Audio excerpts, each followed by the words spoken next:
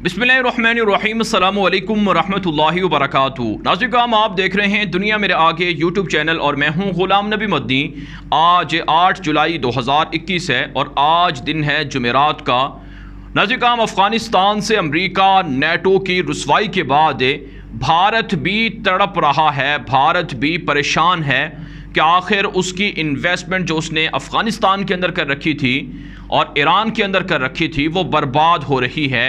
पाकिस्तान के ख़िलाफ़ 70 साल से जो साजिशें करने की भारत की मंसूबे थे, भारत की 70 साल जो मेहनत थी, वो पाकिस्तान ने अफ़गानिस्तान के अंदर भारत की मेहनत को डबो कर रख दिया, भारत के जनाजे को अफ़गानिस्तान से निकाल कर रख दिया है। इस पर भारत बहुत परेशान है और तिलमिला रहा है, तड़प रहा है, उसे मिर्चें लगी हुई हैं, उसकी चीखें निकल रही हैं। इसी वजह से अफ़गान तालिबान के साथ राबते करने, अफ़गान तालिबान को मनाने, अफ़गान तालिबान के साथ सुलह करने की भारत कोशिशें कर रहा है। और ख़बरें भारत का गोडी मीडिया क्या चला रहा है कि तालिबान की भारत के साथ डील हो गई है, तालिबान पाकिस्तान की सफ़ों से निकल कर भारत की सफ़ में शामिल हो गए हैं। अफ़गान तालिबान ने पाकिस्तान के साथ नाराज़गी कर दी है और भारत के साथ दोस्ती कर ली है। अब पाकिस्तान को भारत सरप्राइज़ देगा और भारत पाकिस्तान के ख़िलाफ़ सर्जिकल स्ट्राइक करेगा। ये ख़बरें भारत का मीडिया चला रहा है और बदकिस्मती से पाकिस्तान के अंदर भी कुछ लोग भारतीय मीडिया की यही ज़ुबान बोल रहे हैं कि पाकिस्तान की हुकूमत फ़ेल हो गई है, पाकिस्तान की हुकूमत की कोई ख़ारजा पॉलिसी नहीं है, पाकिस्तान की हुकूमत तालिबान को नाराज़ कर रही है, तालिबान के साथ भारत के राबते हैं, सुलह है और पाकिस्तान खामोश बैठा हुआ है। ये पाकिस्तान के अंदर कुछ लोग ये बातें कर रहे हैं और मीडिया जो भारत की एजेंटी करता है, जो भारत का पिट्ठू है, वो भी इसी तरह की बातें कर रहा है। सारा मीडिया तो ऐसा नहीं है, लेकिन बहुत से गद्दार ऐसे भी हैं जो मीडिया के अंदर बैठकर पाकिस्तान का बुरा तस्वुर या बुरा इमेज दुनिया को दिखा रहे हैं। नाज़रीन करम, इस वीडियो के अंदर हम आपको असल हक़ाइक़ बताते हैं कि भारत और तालिबान के दरमियान कोई सुलह है, कोई डील है, कोई राबता है।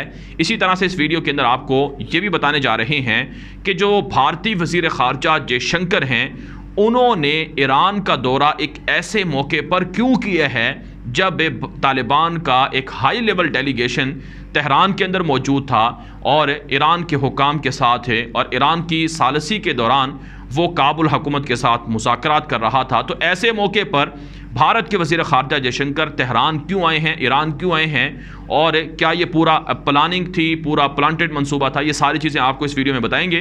लेकिन आगे बढ़ने से पहले इस वीडियो को लाइक भी कर लें, दोस्तों के साथ शेयर भी कर लें, अपनी राय कमेंट के ज़रिए से दिया करें ताकि ये चैनल मजबूत हो और इस तरह की वीडियोस अपडेट्स आप तक पहुंचती रहें। और साथ साथ हमारे ट्विटर अकाउंट को भी फॉलो कर लें क्योंकि वहाँ पर भी बहुत सी वीडियोस ख़बरें आपको मिल सकती हैं जो आप यूट्यूब पर मिस कर जाएंगे। तो नाज़रीन हम बात कर लेते हैं सबसे पहले कि भारत के वज़ीर ख़ारजा जयशंकर ने तेहरान ईरान का दौरा एक ऐसे मौके पर क्यों किया है जब तालिबान ईरान के अंदर मौजूद थे।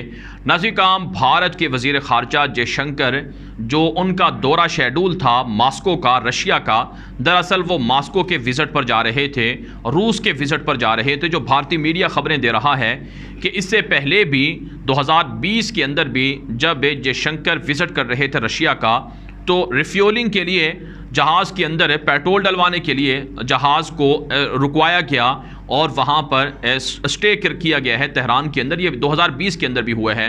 और अब जो जयशंकर ने विज़िट करना था रशिया का, जिसमें दोनों ममालिक के बाहमी सालाना जो कॉन्फ्रेंस होती है, मीटिंग होती है, उसमें शिरकत थी, तो इस मौके पर जयशंकर विज़िट कर रहे थे रशिया का, तो उन्होंने कुछ देर के लिए, कुछ घंटों के लिए तवक्कुफ़ किया है तेहरान के अंदर, ईरान के अंदर।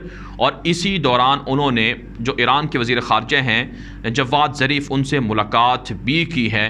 तो ये बात वाज़ेह हो गई है कि ये उनका जो दौरा था कोई ऐसा ऑफिशियल विज़िट नहीं था कि जिसे ईरान ने उनको बुलाया हो कि आप आ जाएं हमारे यहाँ, बल्कि वो पेट्रोल भरवाने के लिए, या आप कह सकते हैं कि कुछ घंटे रुकने के लिए उन्होंने अपने जहाज़ को तेहरान के अंदर उतारा।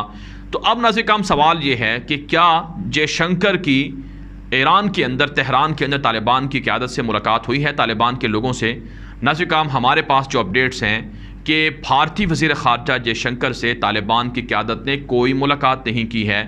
भारत के वज़ीर ख़ारजा जयशंकर तेहरान इसलिए भी उतरे थे कि चलो इसी बहाने कि तालिबान के लोग वहाँ आए हुए हैं تو وہ ان سے ملاقات کر لیتے ہیں اور مودی جی کا پیغام پہنچا دیتے ہیں طالبان کو کہ طالبان ہم آپ کے ساتھ صلح کرنا چاہتے ہیں، ماضی کی غلطیوں کو چھوڑ کر جو ہمارے اختلافات تھے ان کو بھلا کر ہم آپ کے ہر بات ماننے کو تیار ہیں، لہٰذا آپ ہمارے ساتھ صلح کر لیں، ہمارے ساتھ مذاکرات یا سفارتی تعلقات شروع کر لیں۔ تو یہ ایک طرح سے پیغام پہنچانا تھا مودی جی کا طالبان کی قیادت کو، طالبان کے جو وفد کے لوگ آئے ہوئے ہیں ان کو۔ لیکن ہماری اطلاعات یہ ہیں اور ہمارے کنفرم سورسز سے ہمیں یہ بات مصدقہ ثبوت ہے، ہمارے پاس جو تصدیق ہے، ہمارے پاس سورسز ہیں۔ آپ کو پتہ ہے صحافت کے اندر بسا اوقات سورسز نہیں بتائے جاتے ہیں، خبر بتائی جاتی ہے، تو ہم آپ کو یہ خبر دے رہے ہیں کہ طالبان کی قیادت کے جو لوگ تھے، طالبان کی لیڈرشپ کے جو لوگ تھے، انہوں نے جے شنکر سے کوئی ملاقات نہیں کی ہے۔ ناظرین کرام، اس سے پہلے 9 جون کو اور 12 جون کو جب جے شنکر کینیا کا وزٹ کر رہے تھے، غالباً کینیا یا کسی اور ملک کا وزٹ کر رہے تھے، تو اس دوران بھی 2 مرتبہ دوحہ قطر کے اندر جے شنکر گئے تھے تاکہ طالبان کی لیڈرشپ سے ملاقات کریں، لیکن وہاں پر بھی طالبان کی قیادت سے جے شنکر کی کوئی ملاقات نہیں ہوئی ہے۔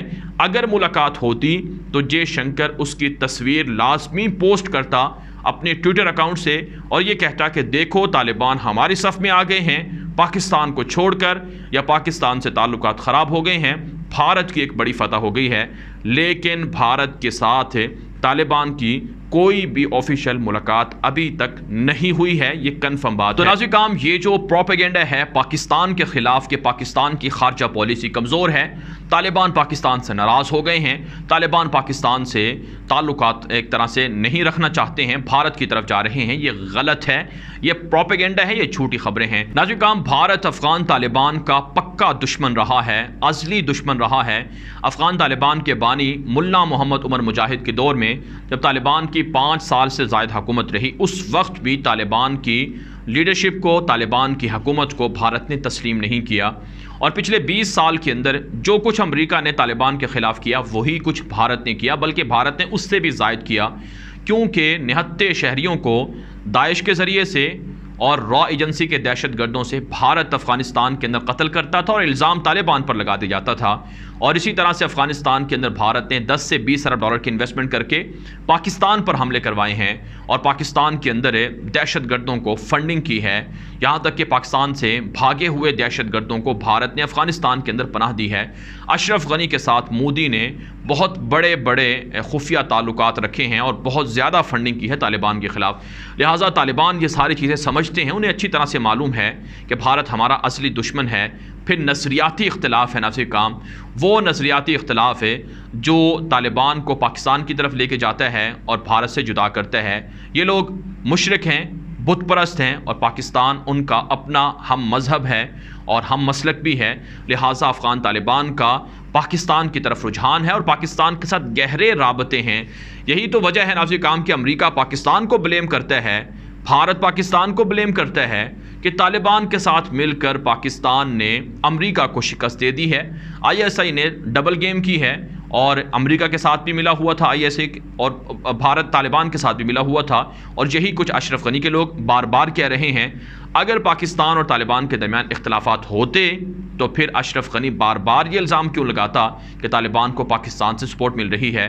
تو اس لیے ناظرین کرام، جو لوگ آپ کو یہ باتیں کہتے ہیں یا بتاتے ہیں کہ طالبان کی پاکستان سے لڑائی ہے یا بھارت کے طالبان سے رابطے ہیں، ان پر بالکل بھی توجہ نہ دیں، وہ جھوٹی اور من گھڑت خبریں ہیں۔ اب ناظرین کرام، یہ جو ایران کا وزٹ سامنے آیا ہے طالبان کی وفد کی جانب سے، اور اس میں کابل حکومت کے لوگ بھی گئے ہیں، یہاں پر کیا بات چیت ہوئی ہے؟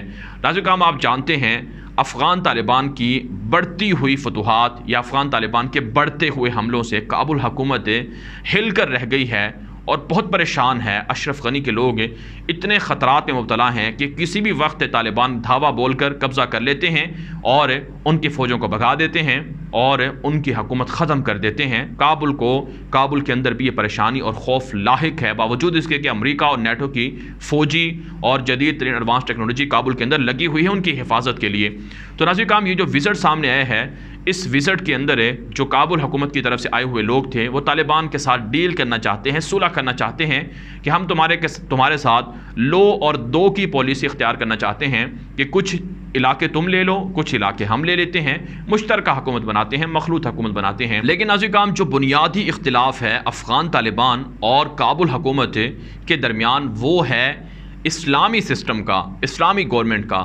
کیونکہ کابل حکومت چاہتی ہے کہ جمہوریت ہو, آئین کو نہ بدلا جائے, جھنڈے کو نہ بدلا جائے, پارلیمنٹ کا سسٹم ہو, الیکشن ہو, اس میں دھاندلی بھی ہو سکتی ہے, سب کچھ ہو سکتے ہیں, اور اس سسٹم کے تحت طالبان ہمارے ساتھ آ کے صلح کر لیں, ہم اپنی حکومت ختم کر دیتے ہیں, دوبارہ الیکشن کرواتے ہیں, الیکشن میں جو بھی جیت گیا وہ افغانستان کا حکمران بن جائے گا. یہ کابل حکومت کی طرف سے پیشکش ہے. لیکن افغان طالبان یہ بات نہیں مانتے ہیں. وہ کہتے ہیں کہ اسلامک سسٹم ہوگا, ہماری حکومت تم نے 20 سال پہلے چھینی تھی امریکہ کے ساتھ مل کر, پہلے ہماری حکومت بحال کرو اور پھر اس کے بعد ہم دیگر معاملات کو ڈسکس کرتے ہیں, اس پر بات چیت ہوتی ہے.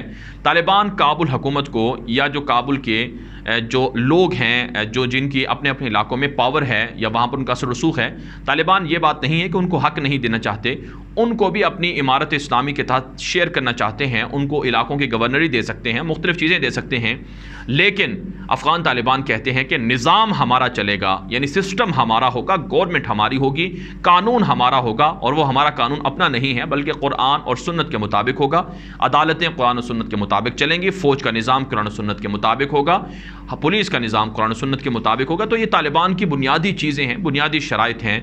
تو یہ ایک بڑا اختلاف ہے طالبان اور کابل حکومت کے درمیان. اس لیے ناظرین کرام یہ بات میں تسلسل سے کہتا آ رہا ہوں کہ یہ بنیادی ڈیڈ لاک اس وقت ختم ہو سکتا ہے جب کابل حکومت کہے کہ ہاں ہمیں منظور ہے تمہارا اسلامی سسٹم, لیکن تم ہمیں اپنی حکومت کے اندر شریک کر لو. تو شاید یہ مسئلہ حل ہو سکتا ہے. لیکن کابل حکومت کو پتہ ہے اگر ہم نے اسلامی سسٹم کو قبول کیا تو ہم حکومت کرنے کے اہل ہی نہیں رہیں گے, کیونکہ کرپشن کے الزامات ان کے اوپر ہیں, چوری ڈکیٹی کے الزامات ان کے اوپر ہیں, منشیات کی سمگلنگ کے اڈے چلانے کے الزامات ان کے اوپر ہیں, خواتین فحاشی اور یانت پھیلانے کے الزامات ان کے اوپر ہیں. تو یہ خود لوگ عدالتوں سے, طالبان کی عدالتوں سے سزا پائیں گے.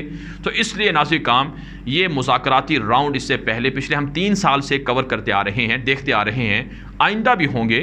لیکن اس میں کوئی بڑا بریک تھرو یا کوئی بڑی جو پیشکش ہے یا کوئی بڑی صلح ہے وہ ہونے کا امکان ہمیں نظر نہیں آتا. تاہم ایران کوشش کر رہا ہے کہ طالبان کو سمجھائے, طالبان کے ساتھ اچھے تعلقات رکھے. طالبان ایران کے ساتھ ملحقہ بارڈر پر قبضہ کر رہے ہیں, ہرات کا صوبہ فتح کر رہے ہیں, بادغیس فتح کر چکے ہیں. لہٰذا طالبان افغان طالبان کے ساتھ تعلقات بگاڑنا نہیں چاہتا ہے. یہاں پر ناظرین کرام ایک اور بات سمجھنے کی ہے کہ چائنا اس پورے خطے کے اندر سرمایہ کاری کر رہا ہے. پاکستان کے اندر $75 ارب کی سی پیک گوادر کے پروجیکٹ میں چائنا کی انویسٹمنٹ ہے, اور اسی طرح سے ایران کے اندر جو انویسٹمنٹ کرنے کا اعلان کیا ہے وہ $420 ارب ہے چائنا کی, اور افغانستان کے لیے بھی $60 ارب کے بڑے بڑے پلان اور پروجیکٹ چائنا رکھتا ہے. تو اتنی بڑی انویسٹمنٹ ان کو اگر ملایا جائے تو یہ تقریباً $600 ارب کے قریب یہ انویسٹمنٹ بنتی ہے. تو یہ جو انویسٹمنٹ چائنا ہے وہ کسی صورت بھی چائنا ضائع نہیں ہونے دے گا. اس لیے یہاں کی پالیسیوں پر, یہاں کے جو حالات ہیں سیاسی طور پر, ان پر چائنا کا گہرا اثر و رسوخ ہے. تو چائنا نہیں چاہے گا کہ ایران کے اندر بھارت کا اثر و رسوخ ہو, چائنا کبھی نہیں پسند کرے گا کہ افغانستان کے اندر بھارت کا اثر و رسوخ ہو. اس لیے بھارت کی کوششیں بیکار ہیں. بھارت کو افغانستان سے اور ایران سے چائنا اور پاکستان نے مل کر نکال دیے ہے, باہر پھینک دیے ہے. لہٰذا بھارت کا کوئی امکان نہیں ہے کہ وہ اس خطے کے اندر اثر و رسوخ حاصل کر سکے. محض سازشیں کرتا رہے گا, پٹتا رہے گا, مار کھاتا رہے گا, لیکن آگے نہیں بڑھ سکے گا. یہ وقت پاکستان کے آگے بڑھنے کا ہے اور یہ وقت افغانستان طالبان کے آگے بڑھنے کا ہے. لہٰذا یہی لوگ فاتح رہیں گے. اس ویڈیو کے حوالے سے آپ کی جو رائے ہو اپنی رائے کامنٹ کے ذریعے سے ضرور ہم تک پہنچائیں. مزید خبروں کے لیے ہمارے ٹویٹر اکاؤنٹ کو بھی فالو کر لیں. اب تک کے لیے اتنا ہی, اجازت دیجیے. اللہ حافظ.